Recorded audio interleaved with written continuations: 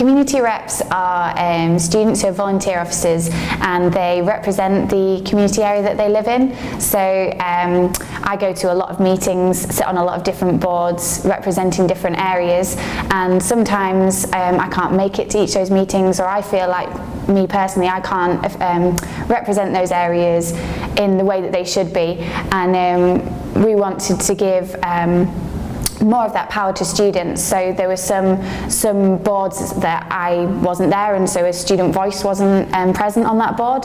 So we thought the best way to do that was to empower students that are already living in those areas, that are already wanting to make that change, wanting to make that difference, to be able to do that. At the moment, we're looking at a community page on our website, a section where we can talk about what we're already doing within the community, how people can engage with what is happening in their community.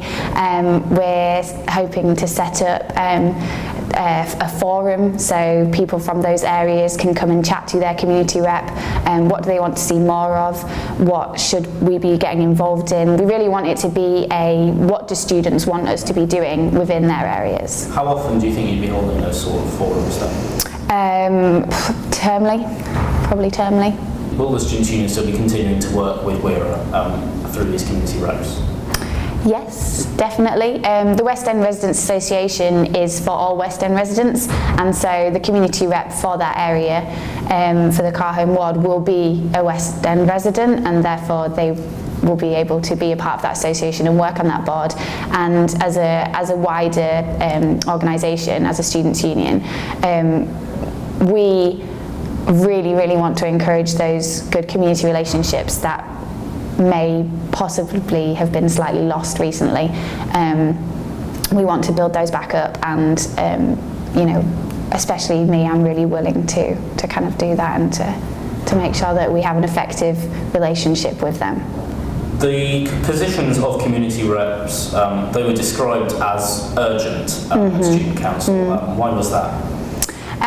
Well, things like Article 4, we feel that if there was that support and that kind of next level of students and people in place, we could maybe have worked in a different way, maybe have worked sooner, maybe have been able to have further discussions with those who want to propose Article 4. So that's that obviously is sort of an isolated incident, although if implemented would be citywide. It's that we don't want things like that to happen again on a different scale and a different issue. We want to make sure that those student voices are there, that student opinion is being fed back, and that we are getting opinion from communities as well, to hopefully stop things escalating as much. So were you not getting enough student opinion before?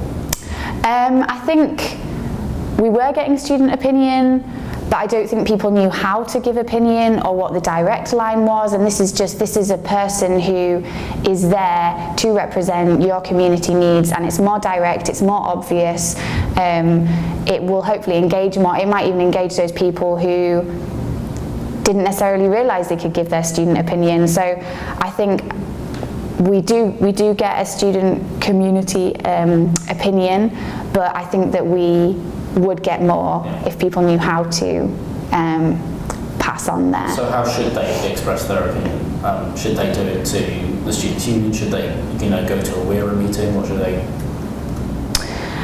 It depends on what the issue's about as well. I would suggest contacting their student representative, community representative. If it's a local issue to do with roads and planning and refuse, maybe you need to contact the council. But if someone were to contact me and explain their issue, I would probably know who the best person for them to speak to was.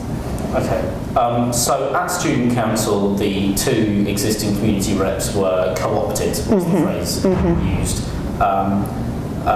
Do you agree that they should have been co-opted, or do you think there should have been an election? Ideally, we would have wanted there to have been an election, but with council not happening during the summer, there was no way to have the standing orders and the motion approved in time to have them in the election at the same time as when we have the course rep elections. Therefore, it would have to have waited till February. Waiting until February just didn't seem reasonable to any of us as the exec and to other people that we spoke to. Usually, yes, your elections take no more than 2 weeks, a week for nominations and a week for elections. So could that not have just been done now, in the same way that, for example, elections within societies, sports societies, are done in the middle of term? Yeah, so an election for a sports society is much more localised because the only people who are voting in those are the people part of that sports team or society. Whereas for community reps, it would be a campus-wide election. There would be a lot of resource involved, not only in staff time, but also in producing of promotional material. We didn't know having a standalone election takes away from the other elections that we're having. It just didn't seem like a feasible option. It was looked into, it just didn't seem like a feasible option. So ultimately what you're saying is that an election wasn't worth the time and money you would have to put into it? No, that's not what I'm saying. I'm saying that we looked into all the different options. We knew an election would take a lot more time. Having an election now, would we not maybe just, to put on an election now, just before Christmas, should we not maybe wait till February? Well, we can't really wait till February because we need them now. You mentioned that elections for these reps would be campus-wide, but then the big question there is how can the reps be representative of their separate areas if all students are voting regardless of which area they live in? So Liberation officers are elected campus-wide, but obviously they represent a group. They would be, I don't fully understand your question on that, sorry. Okay, so for example, there's a problem that is specific to, say, Carholme Ward. Yes. But then Carholme Ward, which is where a lot of students live, the majority to my knowledge, they have a different opinion on this issue and therefore would elect a different rep to represent people of Park Ward. But there would be a rep for each area. Yes, but the people from Carholme Ward still get to vote on Park Ward's rep, regardless of what the people of the Park Ward think. Yes. Okay, so that's fine as far as you're concerned. Well, I think that people would vote based on who is the best candidate, and that best candidate would display the issues and the way that they would resolve the issues, which I think is better. You might know those issues firsthand by living there, but you can still vote and choose somebody who you think is the best to resolve those issues, even if you don't live in that area. You clarified for us earlier that the reps would get a vote on student council. Will they still be getting a vote on student council despite the fact they've been co-opted for the following months? Yes, they will be, yeah. Do you think it's right they should still get a vote on student council despite the fact that everyone else on student council has been elected? I think, as I said earlier, it would have been ideal to elect them, and it came up at council, it was discussed, and the motion and the standing order were passed as they were, with the knowledge that we would have 3 community representatives on council with a vote that had been co-opted rather than elected. We're going to work on community relations, so like mainly looking at student-resident relations, because obviously in light of Article 4 and things like that, they've obviously become quite tense. So obviously it's quite important for us to be positive and that we need to work together. We are representatives obviously of our area, but also of students as well, so we kind of focus on like situations in our area, but we also represent students as a whole, and I think we can work with Olivia and work together, so it's not my ward against another, we will all work together. How did you find yourself with the community rep position? Did you apply or did you nominate yourself?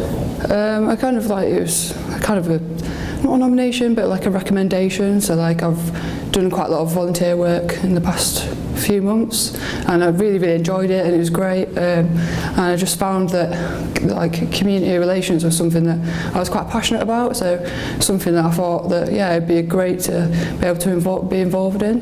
And obviously we're accountable to Student Council, so we obviously will be given a report every month on what we've been doing, so it's not like we've been given the role and we're going to go away and never speak to you ever again. We're going to be quite prominent in the fact that we will be accountable to students. And would you have preferred to be elected, or? I think that there was a need for us to be present now.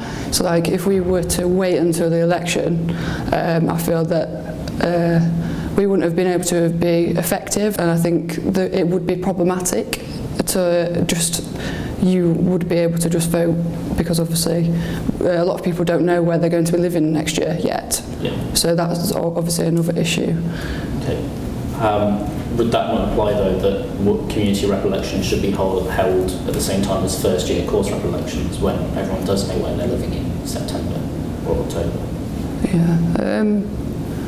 I'm not really sure. Like, I think we're representing, obviously, but we're representing more within the community rather than just on a course. Yeah. So I think, obviously, it would be a good idea, but I do think that the elections alongside the other ones in February would be a better idea, because we are more within the community. So. Okay. And you've been a community rep even for about 40 hours so far, but has anyone come to you with a complaint or a suggestion yet? Not as of yet, no.